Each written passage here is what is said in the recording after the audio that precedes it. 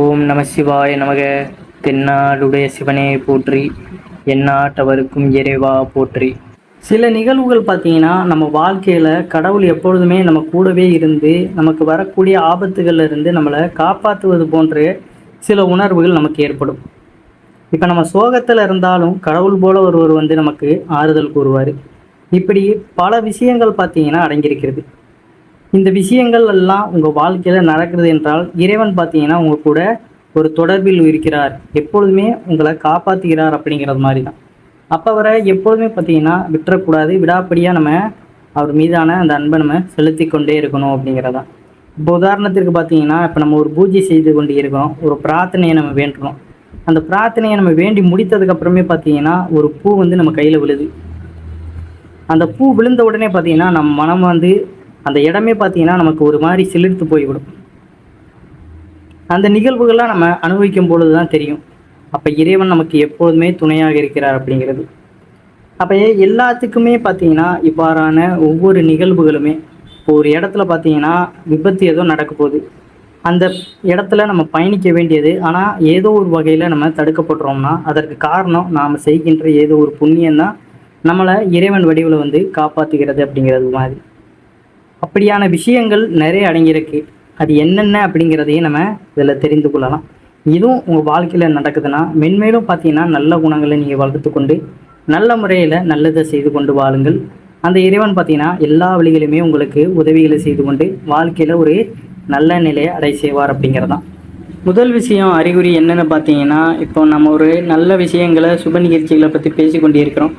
இது நடக்குமா நடக்காதா, எப்படி இருக்கும் அப்படின்னு மனக்குழப்பத்தில் இருக்கும்போது பார்த்தீங்கன்னா திடீரென நம்மளுக்கு கெவுளி சத்தம் கேட்பது போல், அதாவது பள்ளி சத்தம் இடுகிற அந்த ஓசை கேட்கும். அப்படி கேட்கும் பொழுது பார்த்தீங்கன்னா இதை நம்ம சுப சகுனமாக நம்மளோட சாஸ்திரத்தில் கூறப்பட்டுள்ளது. அப்போ இது நல்லபடியாக நடக்கும் அப்படிங்கிற அந்த மனதைரியத்தை நமக்குள்ளே ஏற்படுத்தி கொள்ளணும். அப்படி நம்ம நல்ல விஷயங்களை பேசும்பொழுது பார்த்தீங்கன்னா பள்ளி சத்தம் விடுவது கருடாழ்வாரின் அருள் கிடைப்பதாக ஒரு அர்த்தம் உள்ளது. அதனால் அதை ஒரு பாசிட்டிவ் வைப்ஸாக நம்ம எடுத்துக்கிட்டு நன்மைகள் தொடங்கும் அப்படின்னு நம்ம அந்த விஷயத்தை தாராளமாக செய்யலாம் அப்படிங்கிறது தான். இது அனைவருக்குமே பார்த்தீங்கன்னா நடந்து விடுவது கிடையாது. இறையாற்றல் அப்படிங்கிறது மிகுதியாக இருக்கின்ற அந்த இடங்களில் தான் நடக்கும். அப்போ இறைவன் மீது நம்ம எவ்வளோக்கு எவ்வளோ அன்பு வைத்திருக்கிறோமோ ஒவ்வொரு ரூபத்திலையுமே பார்த்தீங்கன்னா நமக்கு அதை உணர்த்தி கொண்டே தான் இருப்பார். நமக்கு வருகின்ற ஆபத்து, வாழ்க்கையில் உயர்வதற்கான வழிகள் எல்லாத்தையுமே பார்த்தீங்கன்னா ஒவ்வொரு கட்டத்திலையுமே நமக்கு இறைவன் காட்டி கொண்டு தான் இருப்பார். நம்ம முழுமையாக அவரை நம்பினால் மட்டும் போதும், நம்மளுடைய வாழ்க்கையும் எந்த ஒரு பாவங்களை சேர்க்காமல் வாழணும்.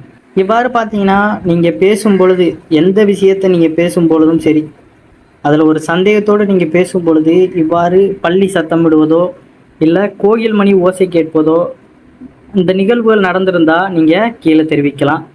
அதே போல் பார்த்தீங்கன்னா சிலரது வீடுகளில் சமையலறை ஜன்னல் வழியே அல்லது மொட்டை மாடிகளில் பார்த்தீங்கன்னா காக்கைக்கு உணவு வைப்பதை வழக்கமாக வைத்திருப்பார்கள். தினமும் உணவு வைப்பவர் வீடுகளில் பார்த்தீங்கன்னா அவ்வளோவா காக்கை வருவது கிடையாது. ஆனாலும் ஒரு சில வீடுகளில் அவர்கள் சாப்பாடே வைக்கவில்லை என்றாலும் பார்த்தீங்கன்னா அது சரியான நேரத்திற்கு உங்கள் வீட்டிற்கு ஆஜராகிவிடும். சமையலறை ஜன்னலில் வந்து உட்கார்ந்து கொள்ளும் அல்லது மொட்டை மாடியில் உட்காந்துருக்கும். நம்ம என்ன தான் அதுக்கு சாப்பாடு வைக்கலைனாலும் கூட பார்த்தீங்கன்னா தினமும் நம்ம வீட்டிற்கு வந்து ஒரு இடத்துல உட்காந்து அது கூவிக்கொண்டே இருக்கும். இப்படி செய்வது பார்த்தீங்கன்னா இறையருள் அப்படிங்கிறது நம்ம வீட்டில் இருப்பதை நம்ம உணர்ந்து கொள்ளலாம். இது போன்ற அறிகுறிகள் உங்களுக்கு இருந்தால் பித்ருக்களின் ஆசீர்வாதம் இருப்பதாக ஐதீகம். பித்ரு பூஜைகள் மேற்கொள்வதும் உங்களுக்கு நன்மை நடக்கும் அப்படிங்கிறது தான்.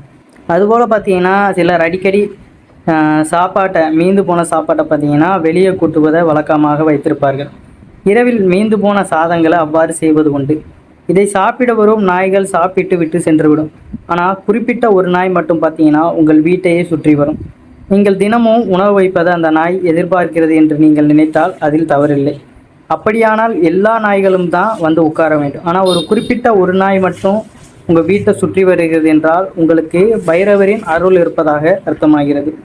பைரவரை வணங்கி வாருங்கள், திடீர் அதிர்ஷ்டங்களும் நமக்கு உருவாகும் அப்படிங்கிறது தான்.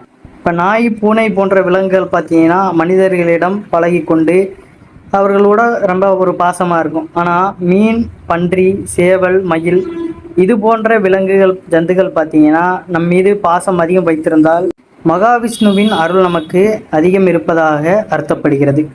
அதாவது வராக ரூபத்தில் இருக்கும் வராகி அம்மன் மச்ச அவதாரம் எடுத்த ஸ்ரீ விஷ்ணுவின் அம்சம் என்று பகவானின் அருள் இருந்தால்தான் இது போன்ற வித்தியாசமான உயிரினங்கள் பார்த்தீங்கன்னா நம்மிடம் பாசமாக இருக்கும்.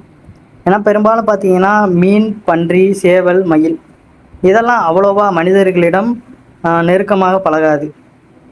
சேவல் பார்த்தீங்கன்னா வீட்டில் வளர்க்கின்ற அந்த சேவலாக இருந்தாலுமே அது நம்மிடம் பார்த்தீங்கன்னா அதாவது மனிதர்களிடம் நேரடியாக இந்த நாய், பூனை போன்று வந்து பாசமாக இருக்காது.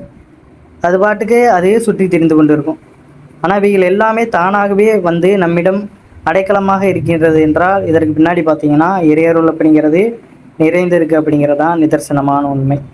நிறைய பேர் பார்த்தீங்கன்னா வித்தியாசமான பல உயிரினங்களை வளர்ப்பார்கள். அது அவர்களிடம் பாசமாக இருக்கிறது என்றால் அவர்களுடைய எண்ணங்களும் செயல்களும் அது எல்லாமே பார்த்தீங்கன்னா அவ்வளவு பியூராக உண்மையாக இருக்குது அப்படிங்கிறதுனால தான் எல்லாமே பார்த்தீங்கன்னா ரொம்ப அவர்கள் நன்மையாகவே செய்வார்கள், எந்த ஒரு பாவத்தையும் செய்ய மாட்டார்கள் அப்படிங்கிறது தான். அதே போல் பார்த்தீங்கன்னா நம்ம இப்போ கோயிலுக்கு செல்கிறோம் அப்படிங்கிற பட்சத்தில் நம்ம கோயிலுக்கு சென்று வருவதை வழக்கமாக தான் வைத்திருப்போம். ஆனால் சில சமயங்களில் கோவிலுக்கு செல்லும் பொழுது நம்மை அறியாமலே ஒரு இனம் புரியாத சந்தோஷமானது நம்ம மனதிற்குள் வந்துவிடும். அந்த கோவிலில் இருக்கும் அர்ச்சகரோ பூசாரியோ நாம் கேட்காமலே பார்த்தீங்கன்னா அந்த சுவாமியின் பிரசாதத்தை நம்ம கைகளில் கொண்டு வந்து கொடுப்பார்கள். அந்த பிரசாதத்தை கைகளில் வாங்கி கொண்டு அந்த இறைவனை நோக்கி நம்ம 2 கைகளையுமே எடுத்து கும்பிட்டு கண்ணீரோடு நம்ம அறியாமலேயே நிற்போம். எல்லா கஷ்டமும் தீர்ந்து விட்டது போன்ற ஒரு மன நிம்மதியை நம்ம அடைவோம். அந்த தருணத்தில் தான் நாம் எதிர்பார்க்காத ஒரு மகிழ்ச்சியான செய்தியும் கூட நம்மளை வந்து சேரும். இந்த அறிகுறியும் பார்த்தீங்கன்னா நம்மை கடவுள் ஆசீர்வாதம் செய்துள்ளார் என்பதை தான் குறிக்கின்றது. சில நேரங்களில் பார்த்தீங்கன்னா வீட்டிலேயோ இல்லை நம்மளுக்கு வெளியிடத்துலேயோ தீர்க்க முடியாத பிரச்சனைகள் அப்படிங்கிறது ரொம்ப ஓடிக்கொண்டு இருக்கும். நாம் பார்த்தீங்கன்னா ரொம்ப சோகத்தில் ஏதாவது கோயிலுக்கு போவோம், இல்லை வெளியே எங்கிட்டாவது சென்று வருவோம். அப்போ எதிர்பாராமல் பார்த்தீங்கன்னா அங்கே ஏதாவது ஒரு நபரை நம்ம சந்திப்போம். நம்மளுடைய பிரச்சனைகளை நம்ம கூற அவர்கள் நமக்காக ஒரு ஆலோசனையை கூறியிருப்பார்கள். அந்த ஆலோசனை ஏதாவது ஒரு சுலபமான பரிகாரமாக கூட இருக்கலாம். அந்த பரிகாரத்தை நம்ம நம்பிக்கையோடு அந்த இறைவனுக்கு நாம் செய்து வருவோம். இப்படி தொடர்ந்து அதை செய்து வரும்போது பார்த்தீங்கன்னா தீர்க்கவே முடியாத என்று நினைத்த அந்த பிரச்சனை கூட பார்த்தீங்கன்னா நமக்கு ஒரு கட்டத்தில் முடிவுக்கு வந்துடும். இப்படிப்பட்ட சூழ்நிலையானது பார்த்திங்கன்னா நிறைய பேர் என் வாழ்க்கையை அனுபவ ரீதியாக நடந்திருப்பதற்கு அதிக வாய்ப்புகள் இருக்கின்றது. அந்த இடத்துல உங்களுக்கு பரிகாரம் சொன்ன அந்த நபர் அந்த இறைவனின் ரூபம்தான் என்பது உங்களுக்கு அப்போ தெரியாது. அது சரியானதுக்கப்புறம் பார்த்தீங்கன்னா நம்ம நினைப்போம் அந்த நேரத்தில் அவரை எங்கே போய் நம்ம தேடினாலுமே அவர் கிடைக்க மாட்டார். அப்போ நம்ம இறைவனோட ஆசீர்வாதம் முழுமையாக பெற்றிருந்தோம் அப்படிங்கிற பட்சத்தில் பார்த்திங்கன்னா எவ்வளோ பெரிய கஷ்டத்தில் நம்ம சறுக்கி கீழே வந்தாலுமே ஒரு நொடி நம்ம அவரை சிந்திக்கும் பொழுது அவர் நம்ம முன்னாடி வந்து அது எல்லாமே தீர்த்து வைப்பதற்கான வழிகளை கூறுவார் அப்படிங்கிறது தான். அதே போல் பார்த்தீங்கன்னா நம்ம இப்போ உடல்நிலை சரியில்லை, நம்மளுக்கோ இல்லை நம்மளுடைய குழந்தைகளுக்கோ நமக்கு நெருக்கமானவர்களுக்கு யாருக்கு உடல்நிலை சரியில்லைனாலும் நம்ம அதிக சோகத்தில் இருப்போம். அதை எப்படியாவது சரி செய்யணும் அப்படின்னு நம்ம அலைந்து கொண்டு இருப்போம். அப்போ யாரோ முகம் தெரியாத மனிதர் ஒருவர் நமக்கு சொல்லுவார், இந்த மருத்துவமனைக்கு செல்லுங்க, இப்படி செய்யுங்க, சரியாகிவிடும் என்று. அந்த பிரச்சனையும் பார்த்தீங்கன்னா பரிபூர்ணமாக நமக்கு தீர்ந்து விடும் என்று அந்த இடத்திற்கு சென்று நாம் சிகிச்சை எடுத்து நல்ல பயனும் அடைந்திருப்போம்.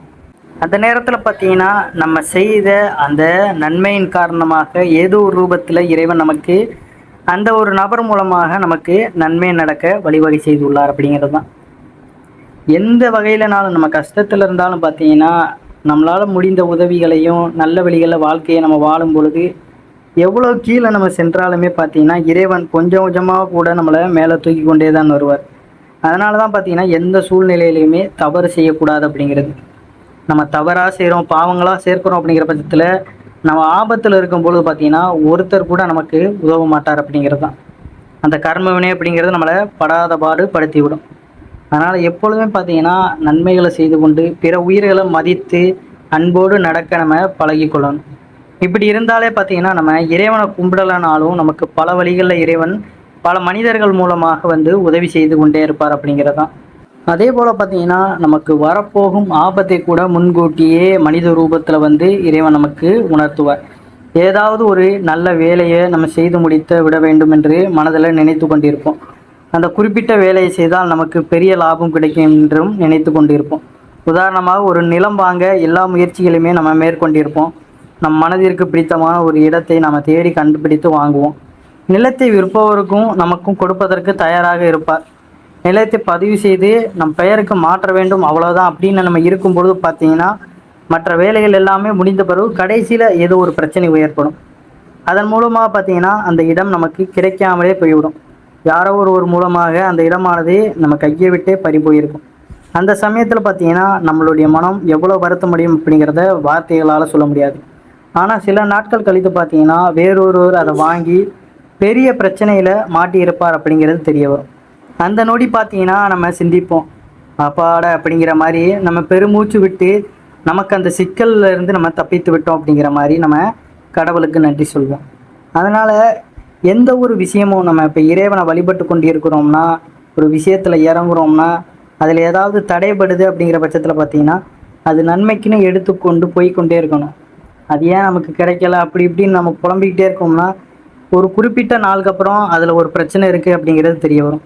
அதனால தான் பார்த்தீங்கன்னா முன்கூட்டியே நமக்கு இறைவனானப்பட்டவர் பல வழிகளில் வந்து தடுத்திருக்கிறார் அப்படிங்கிறது நம்ம உணர வருவோம். இல்லை விடாப்படியாக நான் வாங்கியே தீர்வுன்னு வாங்கினோம்னா பல பேர் அதன் மூலியமாகத்தான் கஷ்டத்தில் இப்போ நிறைந்திருக்கின்றனர். சில சமயம் பார்த்தீங்கன்னா நாம் செய்கின்ற அந்த நன்மையின் காரணமாக நம்மளுடைய உயிரை கூட இறைவன் வந்து காப்பாற்றுவார். ஒரு வேலைக்கு செல்கிறோம், இல்லை வெளியே எங்கிட்டாவது போகிறோம் அப்படிங்கிற பட்சத்தில் பார்த்தீங்கன்னா நம்ம செல்கின்ற அந்த காரியம் தடைபடும். போகின்றதை நம்ம மிஸ் பண்ணிடுவோம், பேருந்தையோ இல்லை ஏதாவது ஒரு வாகனத்தை நம்ம மிஸ் பண்ணுறோம் அப்படிங்கிற பட்சத்தில் பார்த்தீங்கன்னா நமக்கு அந்த நேரத்தில் கடுப்பாக இருக்கும். ஆனால் அந்த வாகனமோ ஏதாவது ஒரு இடமோ பார்த்தீங்கன்னா ஏதோ ஒரு விபத்துக்குள்ளாகுதுன்னா நமக்கு அதுக்கப்புறம் தான் தெரிய வரும், நல்ல வேளை அதில் நம்ம போகலை அப்படிங்கிற மாதிரி. நம்ம செய்கின்ற அந்த பாவ புண்ணியங்கள் தான் பார்த்தீங்கன்னா நம்மளுடைய உயிரை கூட காப்பது இல்லை அழிப்பது போன்ற நிகழ்வுகள் நடப்பதற்கு காரணமாக இருக்கின்றது. இறைவனும் அதைத்தான் நம்மிடம் சொல்வார். எந்த கஷ்டத்திலையும் பார்த்தீங்கன்னா நம்ம தன்னிலை மாறாமல் இருக்கணும். அதனால் மாற்றத்தை நம்ம ஏற்படுத்தாமல் மாற்றம் வரும்பொழுது அதை அனுபவிக்கிறதுக்கு நம்ம பழகி கொண்டோம்னாலே வாழ்க்கை பார்த்தீங்கன்னா சிறப்பாக இருக்கும். அதனால் இப்போதைக்கு பார்த்தீங்கன்னா இருப்பதை வைத்துக்கொண்டு நல்ல நல்ல விஷயங்களை கடைபிடித்து கொண்டு வாழ்க்கையை நம்ம மூவ் பண்ணிக்கிட்டே இருக்கணும். நமக்கு கிடைக்க வேண்டியதாக இருந்தால் இறைவன் பார்த்தீங்கன்னா அதை நம்ம வாழ்க்கையில் கொடுப்பார், இல்லைன்னா அதை நமக்கானது இல்லை அப்படிங்கிறத நாமளே உணர்ந்து செயல்பட்டாலே போதும். மேற்கூறிய அறிகுறிகளில் ஏதாவது உங்களுக்கு நடக்கிறதா என்று கூறுங்கள். இதே போல் உங்களுக்கு ஏதாவது ஆபத்திலிருந்து ஏதோ ஒரு ரூபத்தில் வந்து காப்பாற்றுறாங்க அப்படிங்கிற பட்சத்தில் பார்த்தீங்கன்னா அந்த புண்ணியங்களை அப்படியே நாம் பார்த்தீங்கன்னா செய்து கொண்டே வரணும். எந்த நிலையிலையும் தவறுகளை ஈடுபடாமல் ஒரே நிலையாக நம்ம இருந்து கொண்டே இருக்கும் பொழுது இன்னும் நம்ம வாழ்க்கை பார்த்தீங்கன்னா நலமாக இருக்கும் அப்படிங்கிறதான் நிதர்சனமான உண்மை. மேற்கூறிய கருத்துக்கள் உங்களுக்கு பிடித்திருந்ததுன்னா உங்களுடைய நண்பர்களுக்கும் பகிர்ந்து கொண்டு இந்த வீடியோக்கும் லைக் பண்ணிடுங்க. அனைவரும் என்றும் இறையருள் பெற்று நலமுடன் வாழ வேண்டும். நன்றி, வணக்கம். ஓம் நம சிவாய நமக.